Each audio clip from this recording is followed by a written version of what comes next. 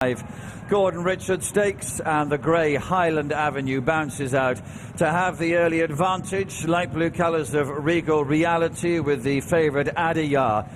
They're in second and third places. There looks to be very little between them. Then to the extreme right is Migration, and level with him, blue and white stripes on the cap of Anmart, the back marker of this quintet, as they through the first two furlongs make their way down to the 7 marker. And so James Doyle with a white cap on Highland Avenue striding along in front.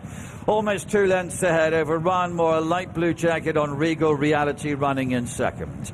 Then the blue colours of Adayar, William Buick showing in third place. Right behind him, another blue jacket for Benoit de la Sayette on Migration.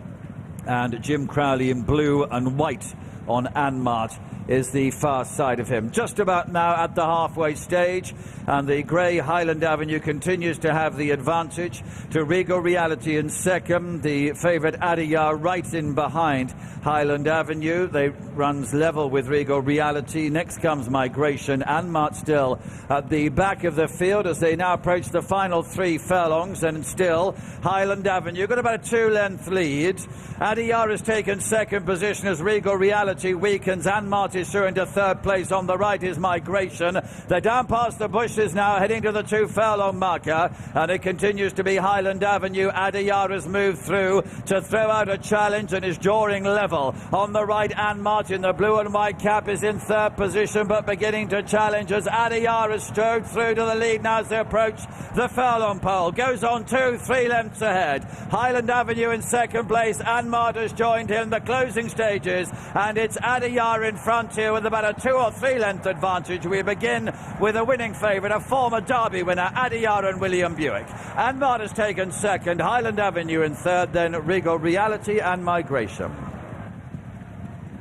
So the Derby winner of 2 seasons ago has made a winning reappearance early in the season, hopefully presaging a full campaign this time around. He didn't enjoy that last year, but he did come back to be a very good second in the Champion Stakes in his second and final start of last year, and now he has started by winning the Gordon Richards Group 3 and doing so very comfortably for William Buick and Charlie Appleby. In second it is Anmart, who is carrying a penalty here and has run creditably on seasonal debut for Jim Crowley and Owen Burrows. And back in third is the stable companion of the winner, who set the fractions under James Doyle. That's Highland Avenue, who's run creditably for Charlie Appleby. Fourth, Regal Reality. Fifth, Migration, never getting into it.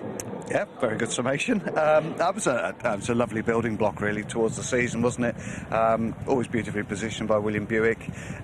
Jim Crowley was a little bit compromised on Anmart, that he was a little bit keen, perhaps a little bit too enthusiastic. He had to be dropped in, whereas William was a little bit more, got rather more straightforward conveyance there, and he settled, didn't he? He just settled in second, and it was pretty routine from that point on, wasn't there? I thought Anmart did well to finish as close as he did, given the way that the race was run and track position, etc. But it's a pleasing comeback for both of them. I think there's good building blocks there, as I say, for the winner going forward. Lovely reintroduction, and yeah, it was a very uncomplicated victory, really. At the moment, you could see James Doyle sending out Highland Avenue up front, and that was clearly the plan. And he was looking around to make sure that he was in the right position, and William Buick was getting a nice amount of cover, basically just tracking him absolutely, wasn't he? But it was really encouraging to see Adayar just settle that straightforwardly, straight away. Yeah, it looks, very, very professional, doesn't he? And, who knows, that bit of time off might just have helped him mature, both physically and mentally, and he looks a horse very much to go to war with this year, and I think you can see the smile on William's face there as he pulls up, that he's absolutely delighted with how things have gone there. It rode like a piece of work, really, didn't it? It was very good. It was very straightforward, and as you say, Highland Avenue, he's actually run well, the grey. He has. I know he's been advantaged by how he's been ridden, track position, all that kind of thing, but nonetheless, that's much more encouraging from him. It is. He finished his race off well. He made Anmart battle for second for the silver medal, and that's a fair enough performance. Regal Reality always needs his first run back, or he certainly has on the last 6 years that he's come back, and he's better, on proper fast ground when the sun's shining a little bit later on in the summer. Migration has again probably struggled to bridge that gap from handicaps, small to small field, Group 3s or conditions or listed races. I think it's the small field for me that's probably key, isn't it? Because he's got his ground conditions here, but he had his ground conditions for the James Seymour at the back end of last season as well, and that didn't work. I think he needs that weaving through thing that you were talking about. I think that floats his boat. It does, with the wide open expanses of the Rowley Mile, the 5-runner, Marla quarter race, they're not quite his cup of tea, are they? But I wouldn't write him off yet this summer. I think if we get a wet summer, then he might well find another race in a handicap.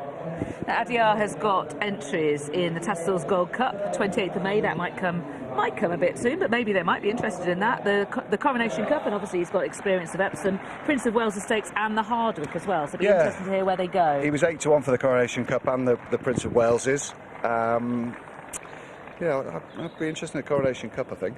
Certainly, I mean, the distance thing is interesting because Charlie Appleby's reaction to him finishing fourth, was it, behind Torquato Tasso? Yes, it was, wasn't it, fourth? Was that maybe this is actually a 10 furlong horse, a good pace. 10 furlongs is his thing, hence he then went to the Champion Stakes and disappointed a bit, but that was quite a quick reappearance, but he ran really well in those circumstances last year. He did, still had Bay behind him, didn't he? You know, he got beat by a pretty solid yardstick, and that's, you know, in Bay Bridge, and that's not wishing to diminish anything that Bay Bridge has recorded in his life. I just think he's versatile, isn't he? I think under the right conditions, if the horse is well, I think mile and a quarter, mile and a half, but he obviously doesn't lack toe. We haven't seen the time of that, and we can't stack it up against the rest of the card yet, but it looked a fairly genuine gallop. The 4th and 5th are well beaten at the line, so it looked a true test. You know, for a 5-runner Group 3, it looked a proper honest gallop, and you know, he's seen it out well to the line, so I don't think a mile and a half, going back to a mile and a half somewhere like Epsom, even in the top level, is going to hold any terrors for him. I wouldn't be worried either, but I'm just interested I suppose he's got lots of horses that are similar. It's sort of how he's positioning them, isn't it? And these 3 days have been quite important for the older horse team, for Charlie Appleby. You know, now 2 of them running well, Hurricane Lane getting his career back on track. Would he be an Epsom horse, Hurricane Lane? I wouldn't have thought so. No. He ran in the Derby, he ran okay in third. Yeah, whereas obviously this lad loves it. You know, it looks a natural progression, doesn't it? It would do. Let's have a listen to what William Buick has to say. He's with Niall. He is, and he just rode Adayar. First of all, going back to the start, he looked like he settled a lot better today. Yeah, he'd been settled at home, and you know, they've done a great job with him over the winter. So, yeah, obviously last year he only had the 2 runs, you know. Yeah. And he was obviously, this race was supposed to be a stand down. What, 2 weeks ago, something like that. So he's sort of ready for it, you know. So, but he was perfect there. You know, a lovely stepping stone race for him for the rest of the season. Wonder where he'll go next. He's well entered up. Yeah, he is. As you can imagine, I suppose he's in everything from a mile and a quarter to a mile and a half. We'll see whether the Prince of Wales will come under strong consideration. How'd the ground ride compared to yesterday? It's hard work. Yeah, it's soft. It's soft, and like it's, you know, that sort of dry and soft ground is tacky. It's definitely you need to stay on this ground. I think Dreaming of Love will do that. I think she'll handle the ground okay. You know, you don't know until they kind of. She's never ran anything like this, obviously, but she's got plenty of potential. She's very unexposed, and 20 runners, you're going to need things to go right. So hopefully they do. Good start. Well done. Thank you. Well, it's been a great couple of days for William Buick and Adayar, classy performer.